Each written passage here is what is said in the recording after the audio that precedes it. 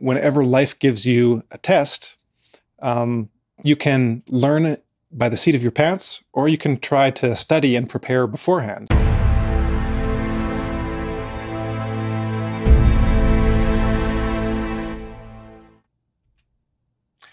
Hello, and welcome back to another MindMatters show. I'm your host, Elon Martin, and joining me in the studio today are Harrison Keeley and Adam Daniels. Hello.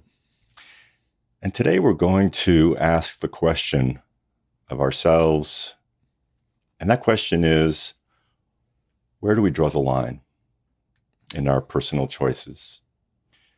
For the past few months, we've been looking at the encroaching policies and behaviors and actions and thoughts that point to a totalitarian movement that threatens to crush the sovereignty, the liberty, the amount of choices that we have, and our ability to navigate life in a more or less free way.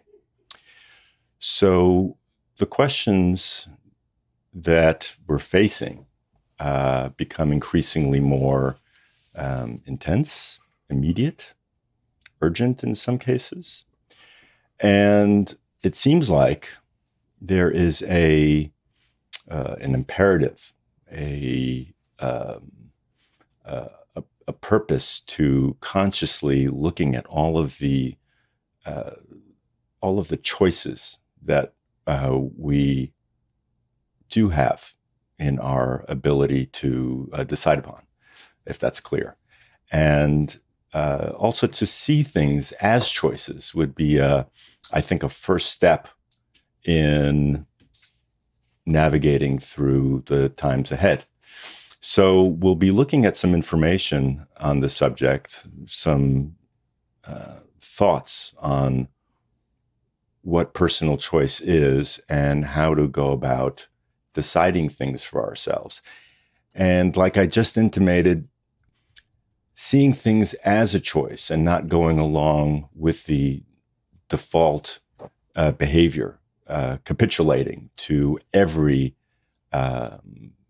policy and every idea that is coming from up high,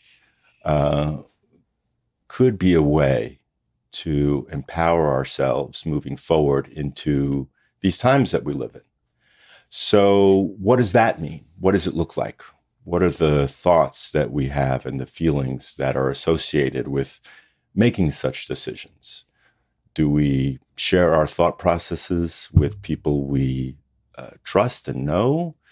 Do we keep them to ourselves? Do we reflect upon them until the choice is no longer available to us to make? All considerations that I think are worthy of our consideration and are really kind of necessary in being as effective as individuals as we'd like to be in making decisions for ourselves. So on that note, I'm wondering what you guys have to say. Well, you mentioned the choices that we have and that we can make.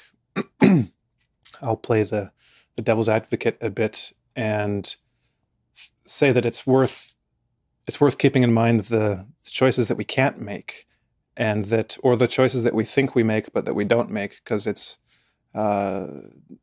pretty common to think, for everyone, to think they have a greater degree of choice and free will than they actually do have.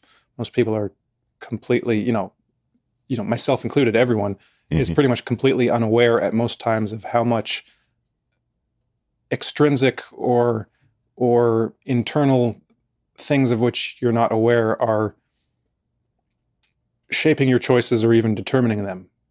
Right. So we've talked about this on multiple shows, including in our, in some kind of technical detail in our interview with James Carpenter, just about the degree of influence that we're under.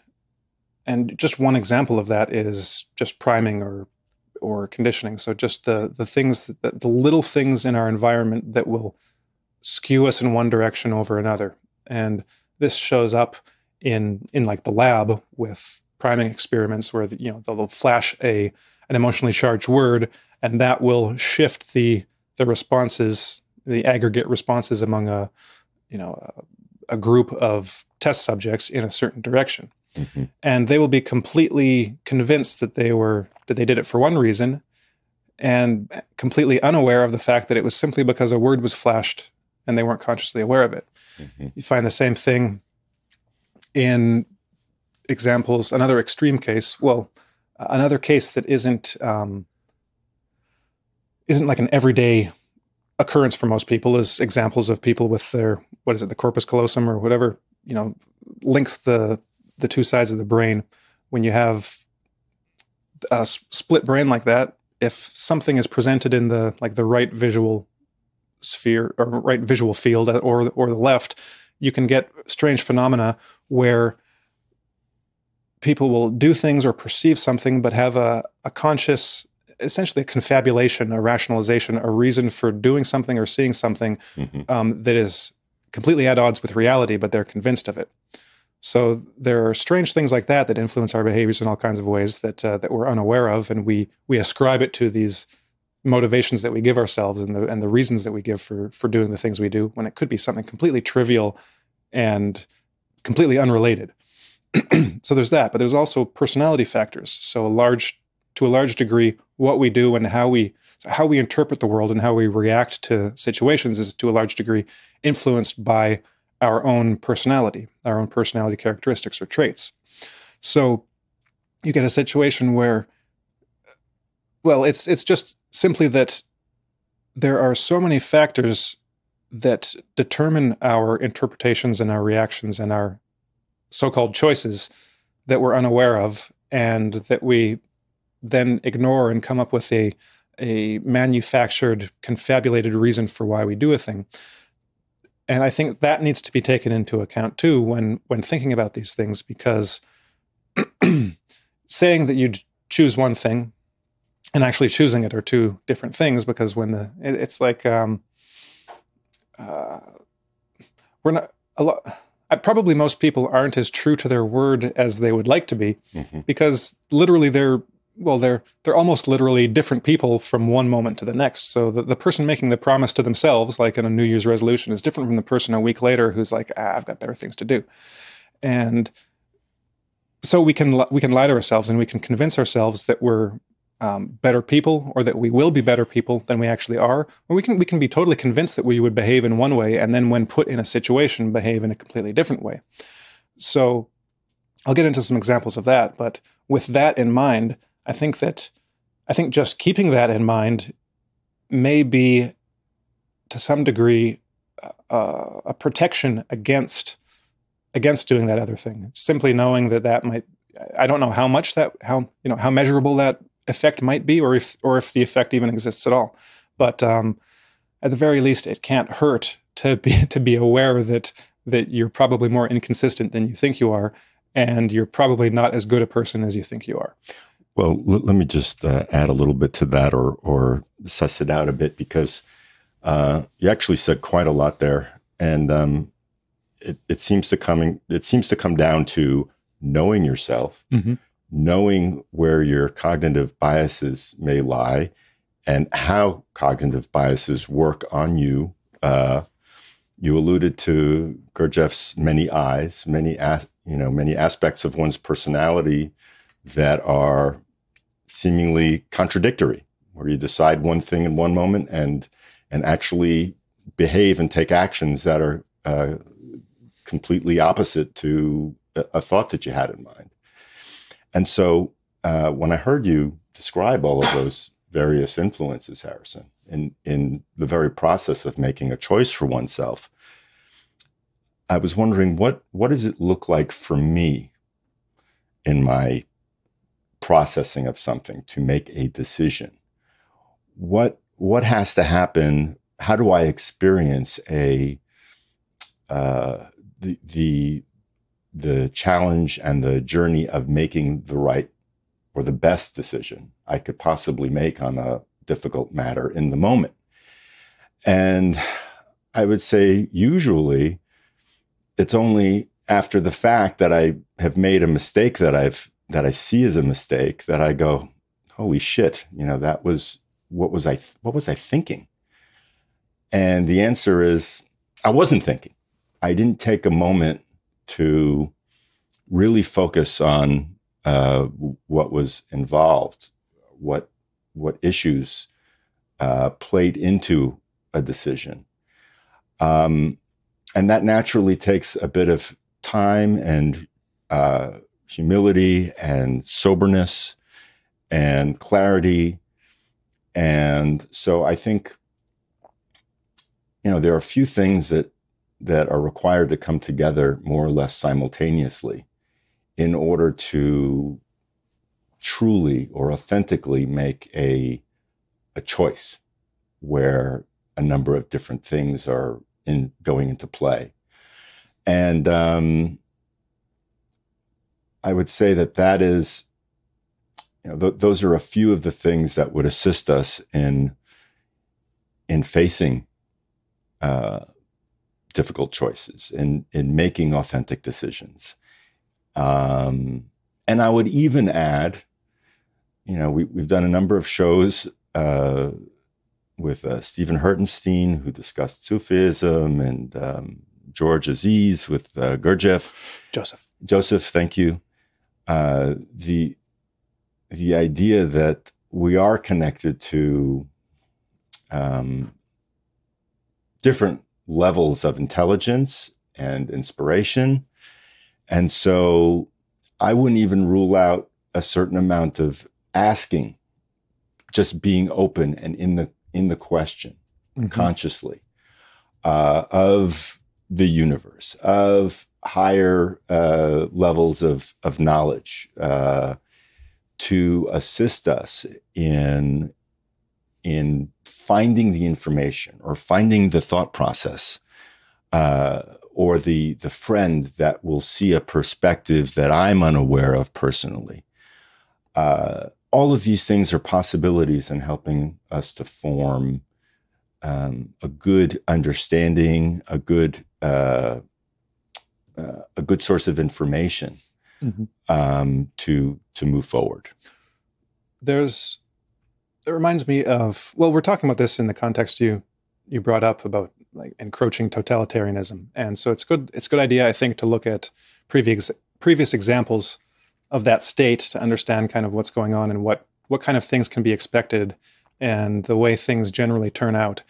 And so I was reminded of what Lobachevsky said about the imposition of communism in Poland in the mid to late 40s, and that initial period of like the Stalinist period into the mid 50s. So after Stalin died in 53, things kind of cooled down for a while in 56. And he said in that initial period that things were really difficult, and there was people were, to put it like in a modern phrase, people were stressed out.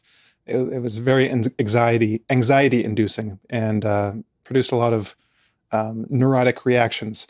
And the way he describes it is that early in those years, psychiatrists found out that certain like antipsychotic medications, I can't remember the name of the drug, were actually pretty effective in chilling people out. But by 10 years later, like in the late 50s and the 60s, everyone had completely forgotten about that because they'd adapted to conditions, and they could be taken into prison. They could be, experience some degree of harassment and mistreatment by the secret police, and maintain their kind of resiliency and their edge, or their autonomy, without completely falling to pieces. And he gives the example of himself by arrested numerous times, tortured numerous times, and the third time he actually had a little confrontation with the police officers and was kind of like telling them off in a witty manner, and they kind of respected him for that and treated him well. But it was because he wasn't afraid anymore. And so there's well, the idea I'm getting at with this is that there are certain certain environments, certain experiences or conditions can be seen as a kind of like a school or a lesson, a learning environment. When you're thrown into a novel situation, something unordinary, something that you haven't experienced in your life before, it's a test. And of course, when you first encounter something that you're completely unfamiliar with, you're probably going to fail the test. You're not going to guess the right answer right away. You're going to be stumbling in the dark for a while, trying to find your bearings, trying to figure out the best course of action to deal with this chaotic situation that you now have to deal with. Mm-hmm. And so that is collectively what a society experiences, during the imposition of a totalitarian system. That tends to be what happens: is things fall apart. People are placed into a situation that they have no experience dealing with. It's completely different than what they've experienced up to that point, mm-hmm.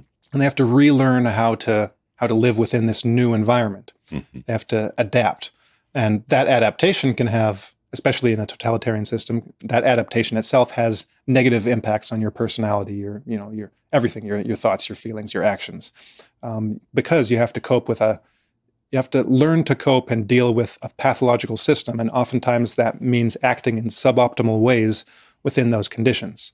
Mm-hmm. So, the way that Lobachevsky and Frank Dickhotter, in reference to China in the during the Great Leap Forward, is that this was in reference to the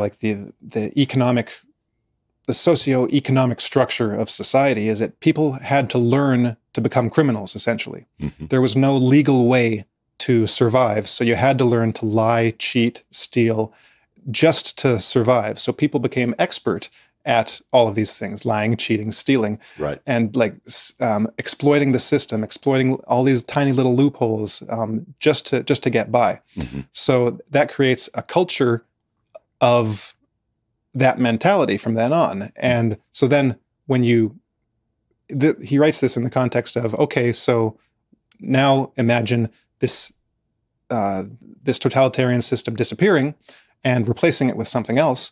Well, whatever you replace it with, all of those patterns and habits have been established for decades, for generations perhaps, mm-hmm. and it's not going to be an easy matter of just replacing communism with free market economy or something, or it's just not going to work. That's why he was an advocate of a more evolutionary transformation, where you keep things as much the same and change. You have to, incrementally, but you have to implement changes taking into account the pre-existing conditions, and the fact that essentially people don't know people aren't used to behaving, to trusting other people, for instance, because you can't trust other people. So you have to reestablish that kind of network of trust among people, between people in society. Mm-hmm. So there's that to consider. You've got this new situation, which is a test, a learning situation, a novel situation, chaos. You have to figure out what you're going to do. Now, it seems to me that whenever life gives you a test, you can learn by the seat of your pants, or you can try to study and prepare beforehand. So this is where the discussion of kind of determining your red lines and how you would like to behave, how you would plan to behave in certain situations might come into might be important. So now this can apply to anything. So when you're learning a new skill, or when you're learning a sport or a musical instrument, one thing you can do is visualize it, right? You can actually practice by visualizing and I'm pretty sure that's been shown to actually be effective. Mm-hmm. In sports and music. You can actually visualize your practice routine or your moves on the the basketball court or something, and that actually does make you better at it. So by actually visualizing yourself in certain situations and playing through, kind of like imaginatively putting yourself in these situations, that may have an effect that will prepare you for that situation.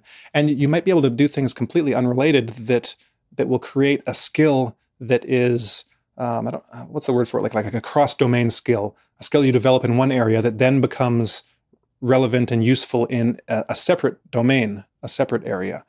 And part of that, I think, is, I'm pretty sure an important part of that would be, one way of putting it would be, developing your conscience, developing your intuition, because, again, going back to the examples of living under totalitarianism, part of this process of you could call it adaptation or getting used to the new system that Lobaczewski talks about is in those first years, you're kind of like a babe in the woods. You have no idea what's going on. But after some years and some experience, he describes that as almost like a crucible where you learn to hear and to trust like your inner voice.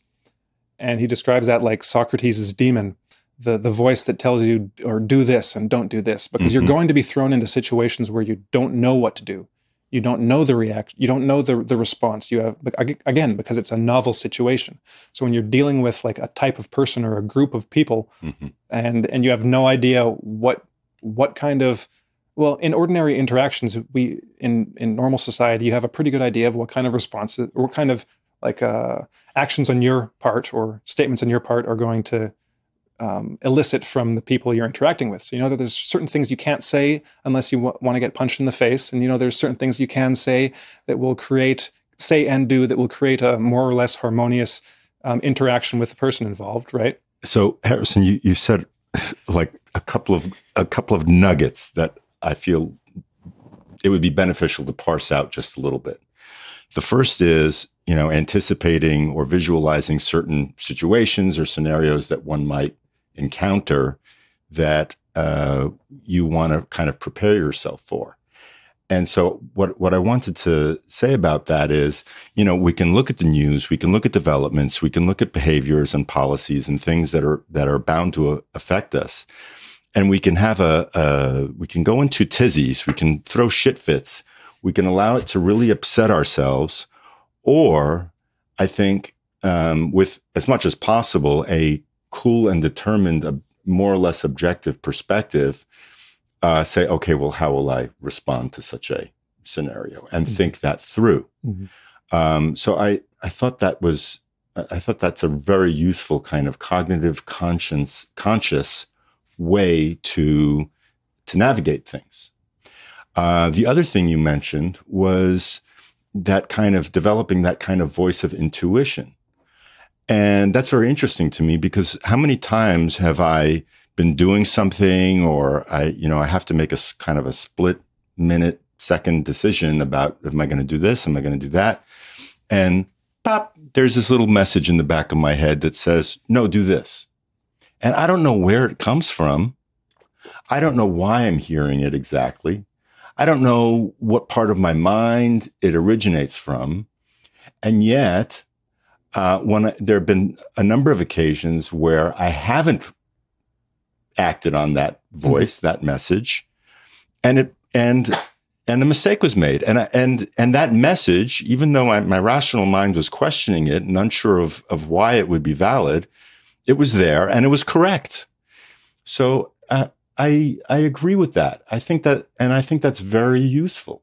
And I think that also speaks to a large part of, the subjects we've been discussing on the show, in particular, foresight and intuition, and becoming aware to a greater degree of parts of our minds that speak to us and give us direction and give us a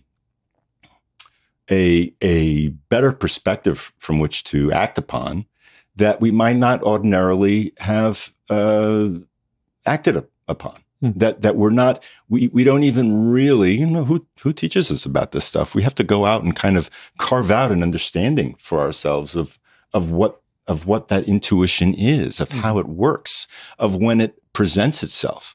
So just two really good, I think, nuggets of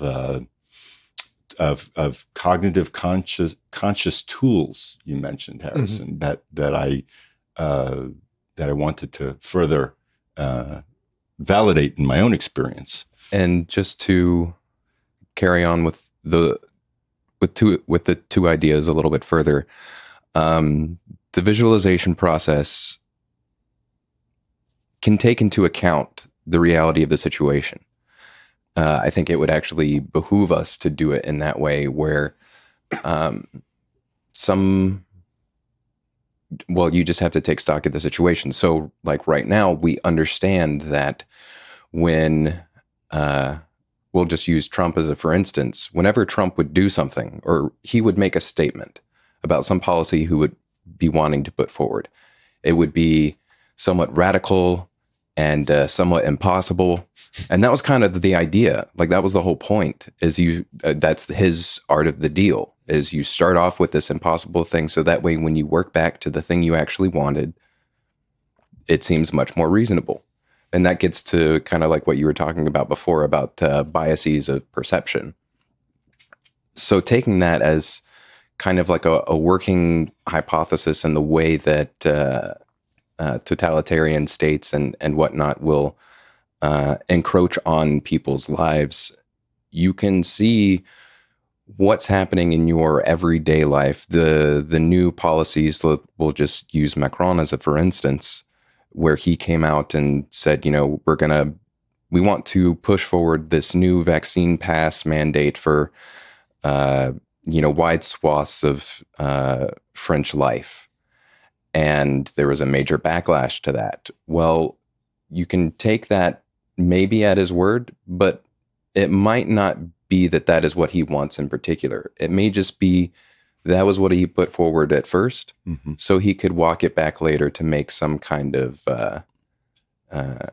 so that when people make a concession, it's more agreeable to them.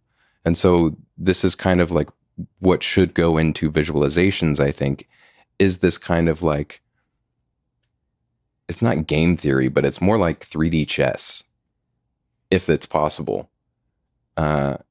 Difficult it would definitely be, but something that would be, I think, useful to keep in mind. And then the other thing was the development of conscience, that still small voice, the inspiration. I mean, we know this about great scientific achievements. Mm-hmm. You'll be working on a problem, and then all of a sudden somebody has this flash of insight, which is totally outside of anything that they were working on before. I mean, it addresses the problem, but it's not something that they had thought of exactly. So faith comes into the situation in that way, where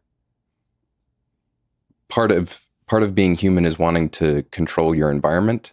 We all want to be able to control our lives. And so I understand that personally, because, I like to have a certain amount of control over things. But you can't control what other people do. So, you'll never be able to control that. So you have to accept the fact that you may not know what the best way to move forward is in one of your visualizations. You may not know.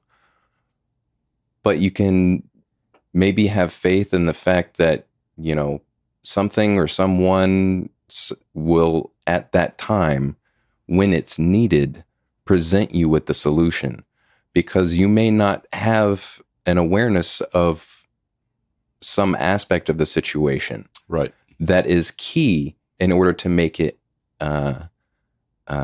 resolve, or in order to resolve the situation in a beneficial way. So it's like, if you're trying to go through like a maze, and then all of a sudden, like, before you go into the maze, you're like, the red door, and you're like, I don't even know what that means. But then once you like get into the maze, you're like, oh, there's a red door here, and you take it and know that was the exit. So you have to kind of like accept the mystery, yeah, of life, and the difficulty of navigating novel situations, I guess. Well, so that begs the question for me, Adam. Where does the investment in faith begin, and along that spectrum, how do we make the distinction between faith and wishful thinking, for instance? Is it a more of a fact of one's being persistent and not giving up, and continuing to do what one can do in order to improve on a situation? Is it, does wishful thinking imply a certain level or threshold or a line, a limit that you cross over when you just kind of, not do anything to forward a given situation? And well, I like to I'll take it back to the scientific example. Like, to have faith in that instance is faith in the fact that you can solve the problem. And wishful thinking isn't going to get you anywhere. You have faith in the possibility, let's say, that you can solve this problem. And so you work at it, you study all of the different variables, you try and work things out in your head, and you keep going, knowing that at some point something will give. I can't remember which show it was. A few weeks ago, we talked about I'll get the name wrong. I called it the Felix experiment, but I think it's the Philip experiment, the one where those researchers like essentially conjured up this fake spirit that they communicated with in their, in seances, and they'd created his backstory and everything, but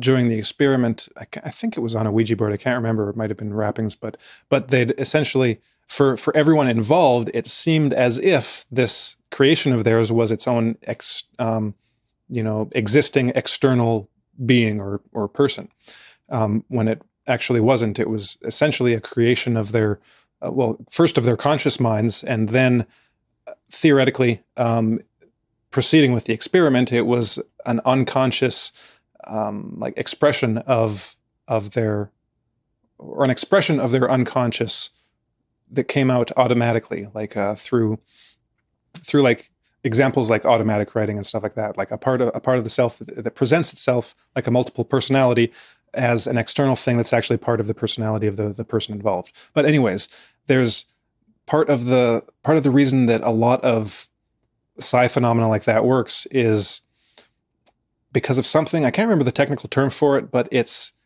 the projection outside of like your own inner agency.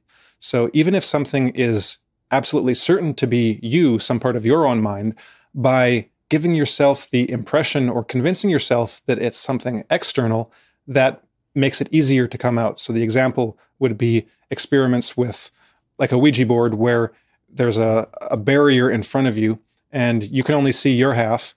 And as long as you think there's another person on the other side, it will move, but it's much less likely to move if you think you're the only person touching it. But as soon as you just think that there's another person touching it, then the movement, which is coming from your own like unconscious processes, like perhaps your parts of your subconscious mind expressing itself through these autonomous movements of your arm, you're convinced that, okay, well, it must be someone else there that's pushing it or that's moving it. And so you've convinced yourself, you've given yourself a reason for allowing that possibility to be real, because most people automatically will think, oh, well, if I just touch this, there's no way that my hand's just going to move on its own. If it's moving, that means something else must be moving it. Not aware that your body can do all kinds of things on its own. That's just on a simple level, has nothing, doesn't necessarily have anything to do with belief in like a spiritual realm or anything like that. That's a totally separate question. But so the reason I'm bringing this up is in context of what you just said, Adam, about the discussion about faith and trust in the possibility of finding a solution, for instance. This comes back to Rod Dreher's book and our interview with him, because the people who were most successful at dealing with the communist reality, the name of that, Live Not by Lies. Live Not by Lies. Thank you. The people who were most successful were the religious people who had actual, religious faith, who put their trust in God, in something external, something higher than themselves. Right. If you just trust, oh, well, I can figure this out, it might not, maybe it'll work, but it probably won't be as effective as putting your faith in something bigger than yourself, of which you are a part, perhaps. Yes. And so I just wanted to throw that out there. Whether, again, it's not a matter of whether it's true or not. That's a separate question. The actual practical aspect of it is how you perceive it. And it may be that it's actually true, and that the way you perceive it, that's a complicated question. Like with the Ouija board, it's like, is the other person really there? Well, because it does seem kind of weird. You have to, in that situation, you have to trick yourself, right? You have to lie to yourself. So that makes me uncomfortable. But I don't know. Maybe there's. Well, I tell you what all that reminds me of. I was reading one of Mary Bellogg's books recently. I think this one was the Westcott series, Someone to Care, where is it Byron's piece about no man is an island. I was reminded of that idea that we're not.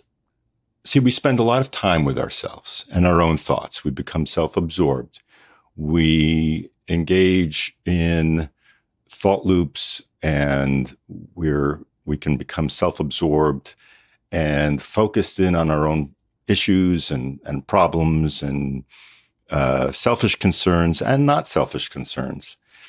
And so in addition to this idea of having faith in things above us, in knowledge that and engaging in a religion of faith and things that are higher, I think that there's also something to be said for the high value of being able to express one's experience and and sharing of one's knowledge with another human being who is as interested in as curious about how all this works as possible.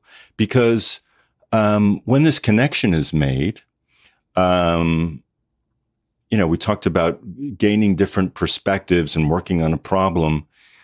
There's much to be said about, the perspective that one may receive speaking to another individual that one is close to.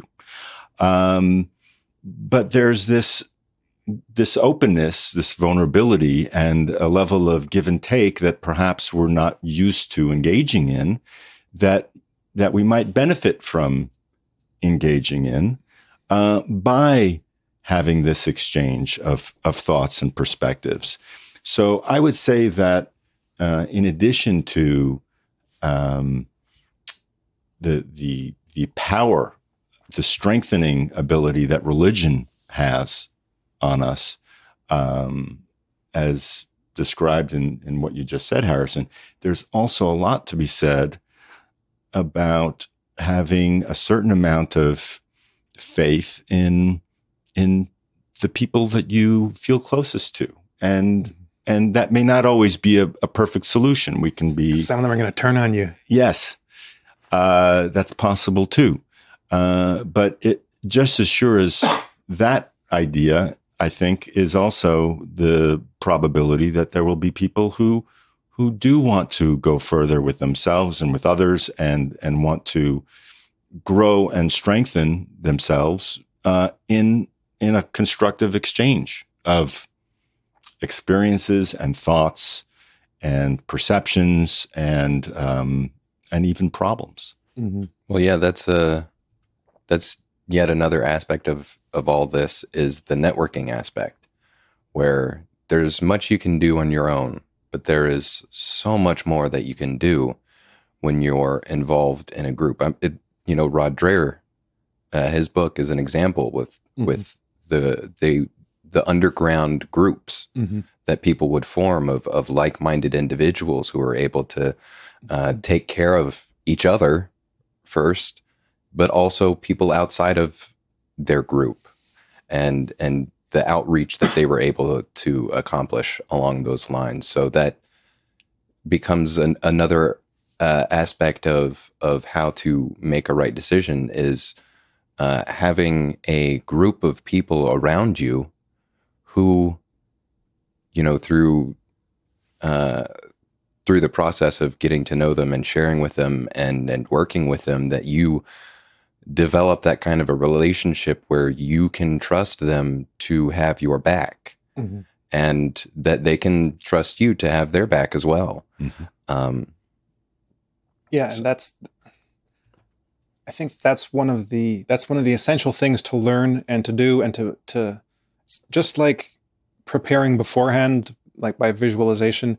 It's probably a good idea to prepare beforehand by doing that now and doing it 5-10 years ago, because the way things turn out is that those kinds of social bonds get broken.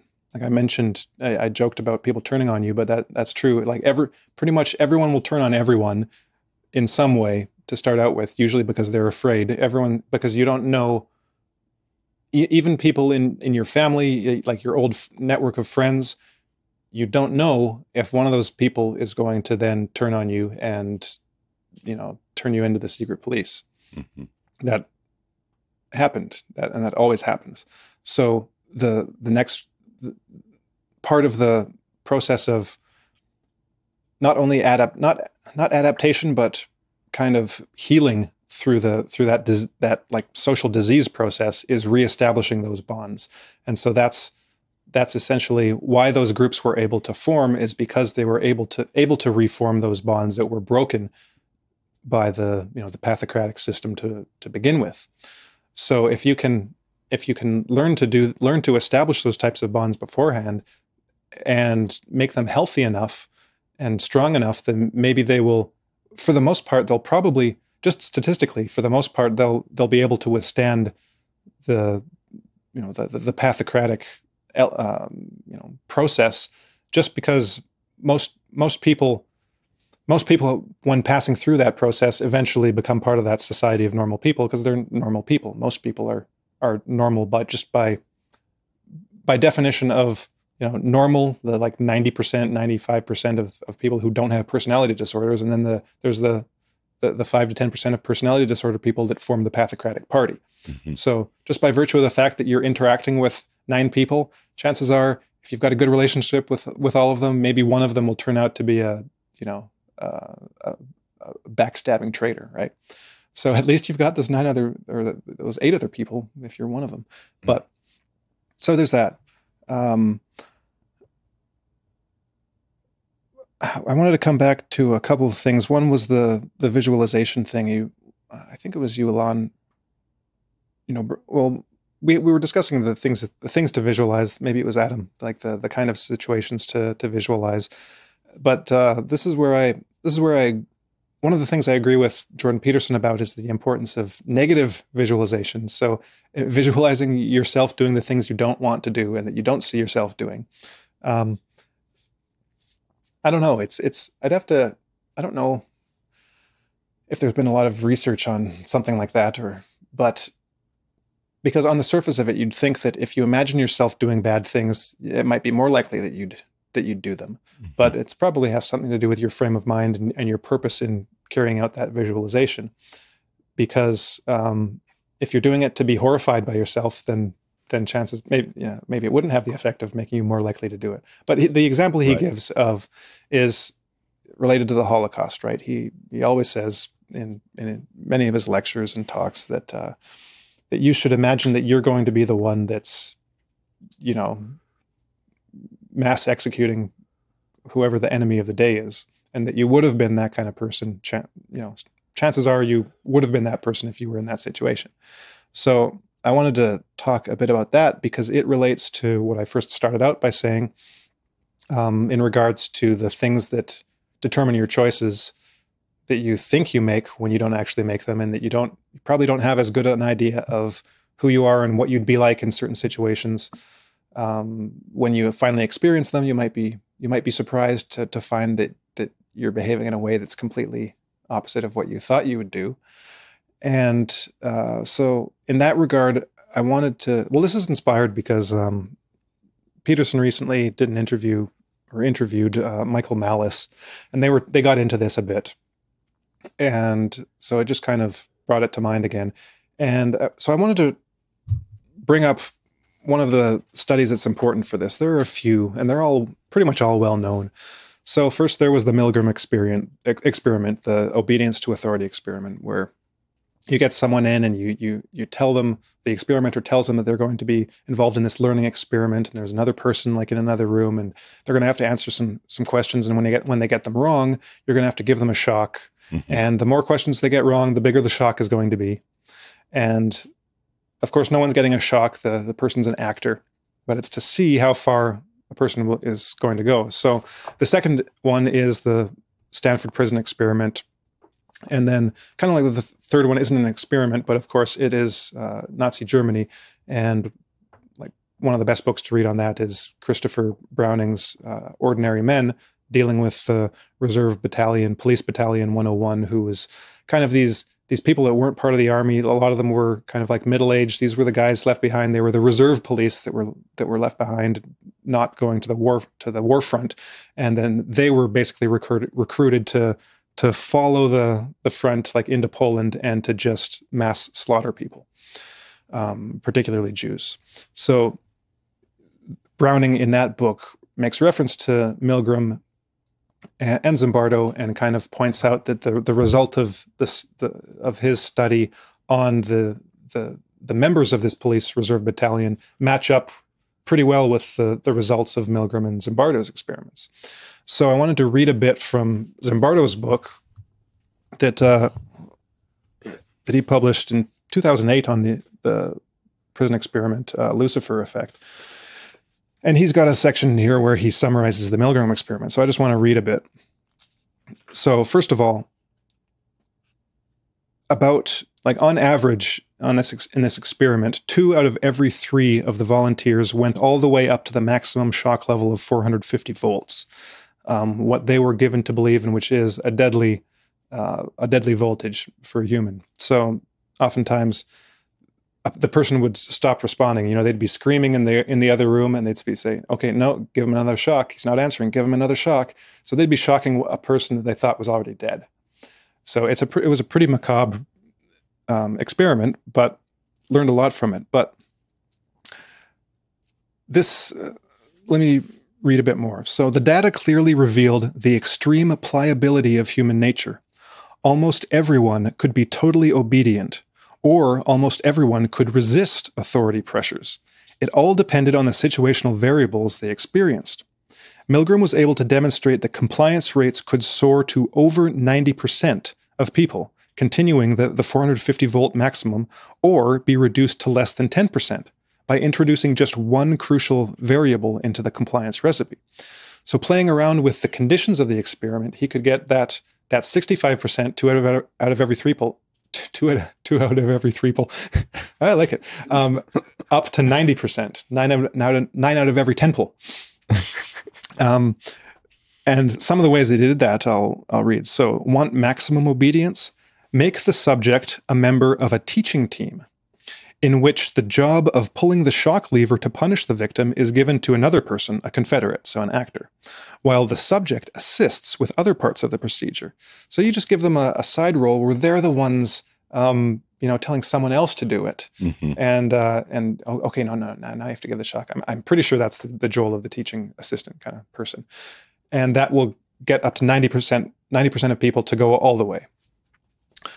Okay, now, want people to resist authority pressures? Provide social models of peers who rebelled. Participants also refused to deliver the shocks if the learner said he wanted to be shocked. That's masochistic, and they are not sadists. So you play, that's one where you're actually playing with their impressions of themselves. Well, I'm not a sadist, and this person wants me to shock him. Well, I'm not going to shock him. An interesting little thing there.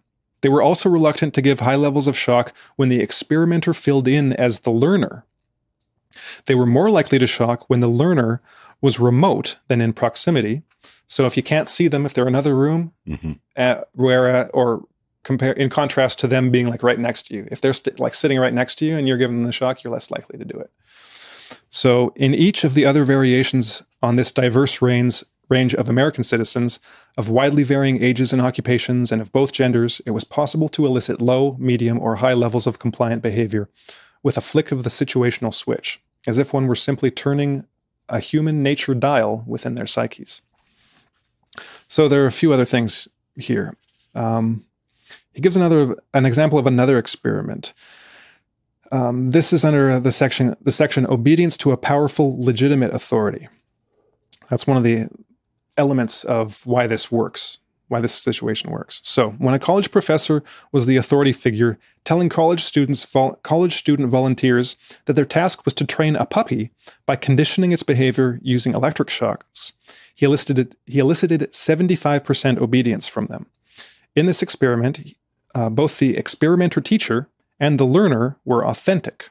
That is, college students acted as the teacher, attempting to condition a cuddly little puppy, the learner, in an electrified apparatus. The puppy was supposed to learn a task, and shocks were given when it failed to respond correctly in a given time interval.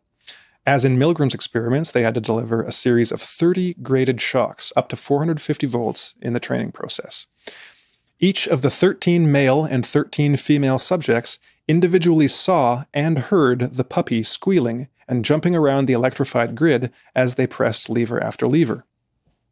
There was no doubt that they were hurting the puppy with each shock they administered. Although the shock intensities were much lower than indicated by the voltage labels appearing on the shock box, they were still powerful enough to evoke clearly distressed reactions from the puppy with each successive press of the shock switches. So basically, they were giving this puppy real shocks, just not as much as they thought that they were giving them. Mm-hmm. So, as you might imagine, the students were clearly upset during the experiment. Some of the females cried, and the male students also expressed a lot of distress. Did they refuse to continue once they could see the suffering they were causing right before their eyes? For all too many, their personal distress did not lead to behavioral disobedience. About half of the males, 54%, went all the way to 450 volts. The big surprise came from the women's high level of obedience. Despite their dissent and weeping, 100% of the female college students obeyed to the full extent possible in shocking the puppy as it tried to solve an insoluble task. Wow. A similar result was found in an unpublished study with adolescent high school girls.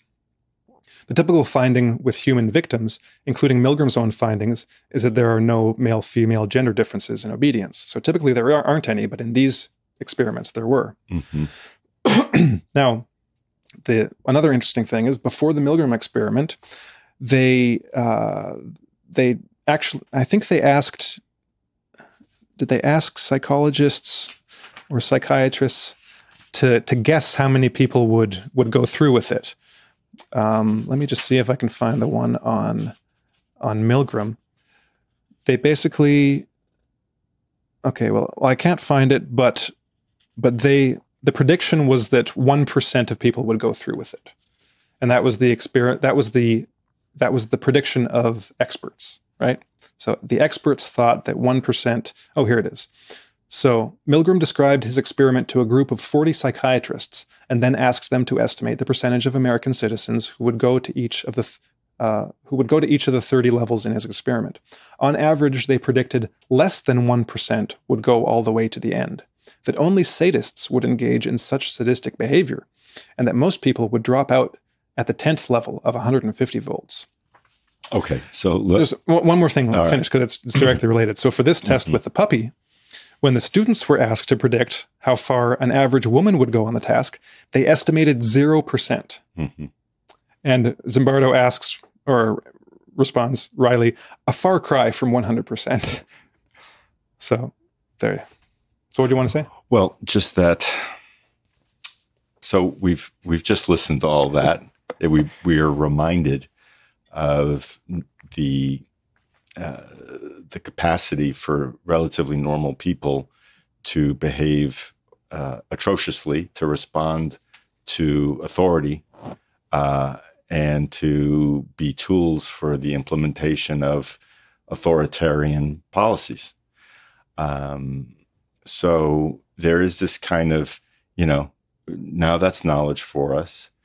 And I think, as you mentioned before, Harrison, this is Peterson had experienced an urge to do something rather dark once. I think you mentioned it on one of the shows. Poke a student in the back of the neck with his pencil. Yes.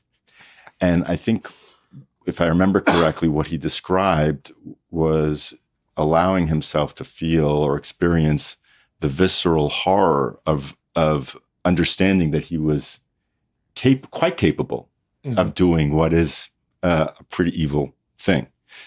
So I think what we're saying here, maybe a way to translate some of this knowledge, is to realize viscerally, however unpleasant it may be, that there is a latent capacity within each of us to allow authoritarian pressure on us to act on us, and for us to do things in a reaction that we might otherwise, if we're really thinking about it, should horrify us and truly horrify us. And I don't know, it's quite something to allow oneself to experience horror and of such a possibility, because naturally we'd all like to think of ourselves as good people, as people with conscience. And what were we going to say? Well, I was just going to add on to that most of the people in general are good people. Like, they just, well, it's a distinction, right? It depends on how you define a good person. Is a good person someone who never does anything bad?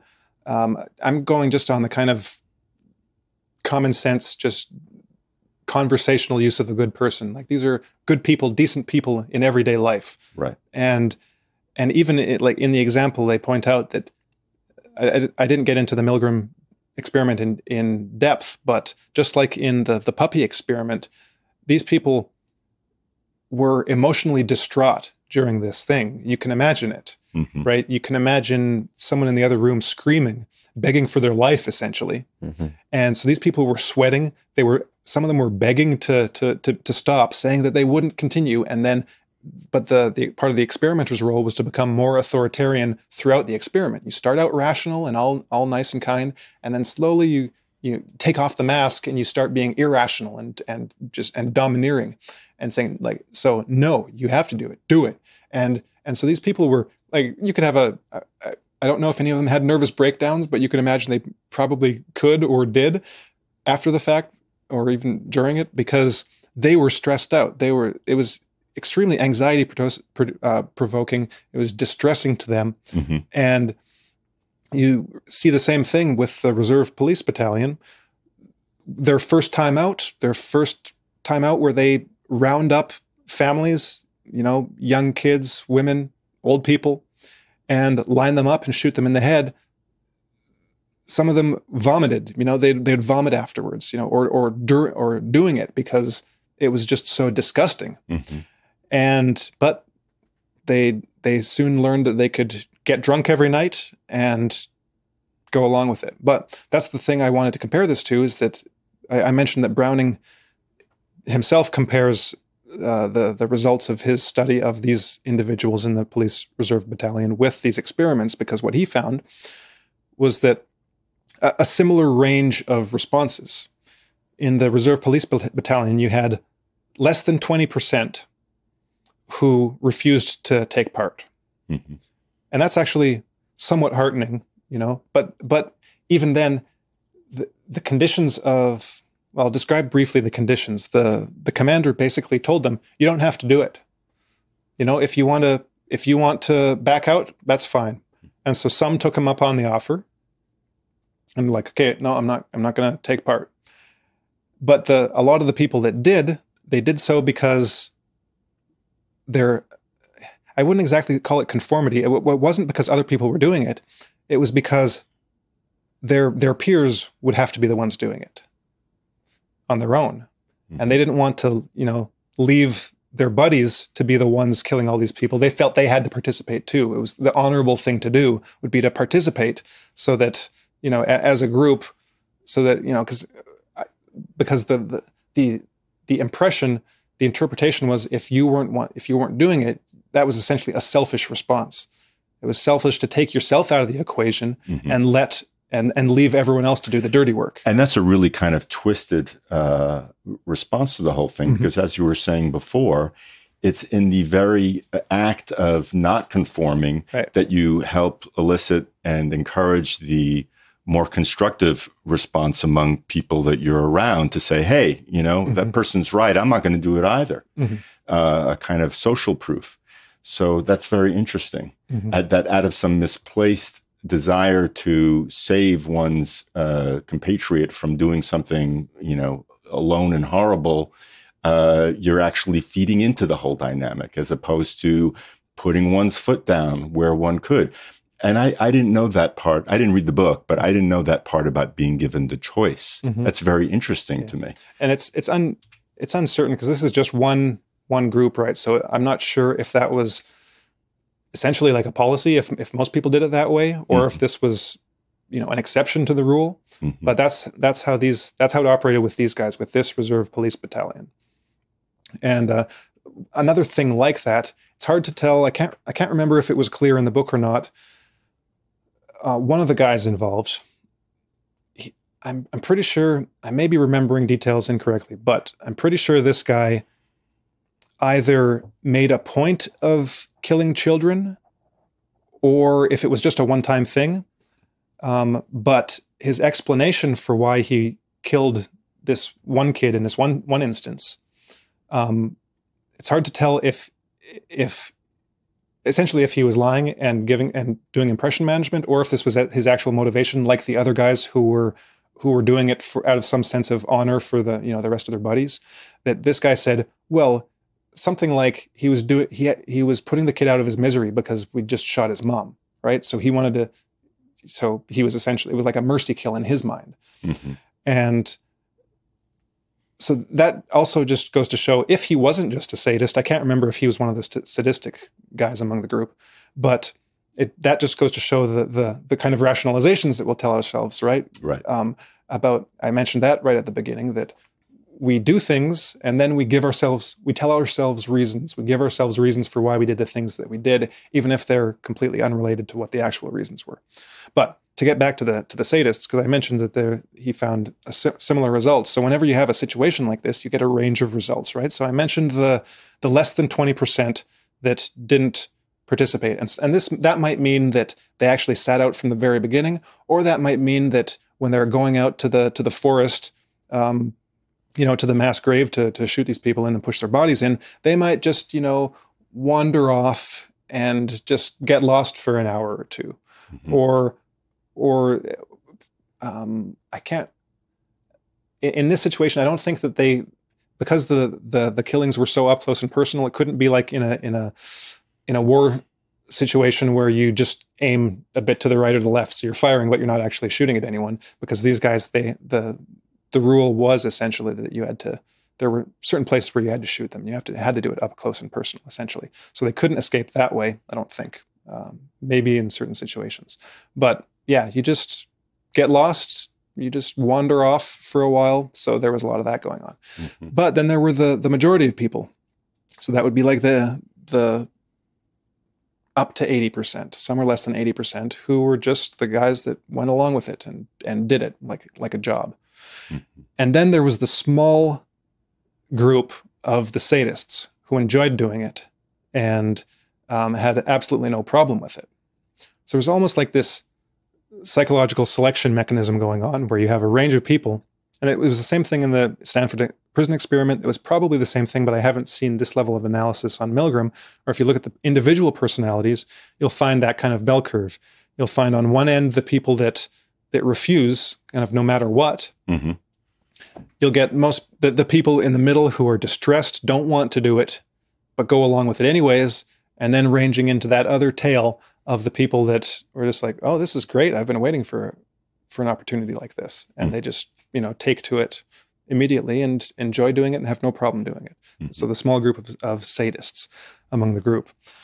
And that's the kind of level of complexity, even though it's simplified, that I think a lot of people miss when they think about situations like this. So it's not a matter of everyone will react in this way. It's like you're going to be a Nazi just like everyone else. Well, chances are you'll be a reluctant Nazi, because most, and I use Nazi in a particular sense here. I'm talking specifically in reference to this police reserve battalion. Most of them were reluctant to some degree. right? And in the Milgram, most of the people were reluctant. Most people are reluctant to this kind of thing to some degree because they're normal people. They'll do it, but they won't like doing it. Mm-hmm. And they might even convince themselves that they're doing it for a good reason, but they still won't like doing it. Like a lot of these police guys, they had their reasons, right? And most of them wouldn't frame it in moral terms, like, oh, this is wrong. I'm not doing it, or we shouldn't be doing this. It was something else, like the honor thing. Right. They had another reason for why. And some of the people, even some of the guys that didn't do it, would kind of see themselves as, there was a word that they used, but basically like wimps, essentially. Mm-hmm. Oh, I'm just a wimp. I just can't handle it. Well, let's look at that a little bit, because like you mentioned, Harrison, there was a percentage of people in the Milgram experiment and in this World War II policing episode that flat out knew for themselves that they didn't want to and decided that they weren't going to go ahead mm-hmm. and participate, that there was something in their constitution, in their assessment of the situation, and in their inner being and strength and awareness that was at such a level that they could take themselves out of that equation to some great extent. And so we aspire to that level of saying and meaning, no, that's not what I'm going to do. Mm-hmm. And you can stand over me with your threats and your badgering and your coercion and your anger and frustration. And, it's not going to work, basically, because my value is higher than your fearsome tactics. Now, I say these things naturally at a distance, right? I say these things with the comfort of sitting here and having this discussion mm-hmm. and looking at all of these things in a rather abstract. Yeah, no one's got a gun to your head. Yes. So, let's be as realistic as we can about this. By the same token, if there is a measure of space, and if this is what I wanted to say, this is unpleasant material to have to think about for oneself in any kind of meaningful way. And, but it's important to, at least to some degree, to know that these things do exist, even if we're living comfy lives, relatively speaking, with our jobs and our friends and our families and our Netflix and our novels and our research and our various things, that, this is kind of like the direction that reality is moving towards, and that we're being but we're being forced to confront to some extent or another. I think the benefit of looking at all of this in, like I said, a meaningful way, and by meaningful, I mean in as visceral a way as possible, is that the hope is that we can mitigate within ourselves and our ability to do or not do certain things. We can mitigate the negativity and the damage that is possible under such circumstances or variations of such scenarios. So that's pretty much it, folks. We realize it's this is heavy subject matter.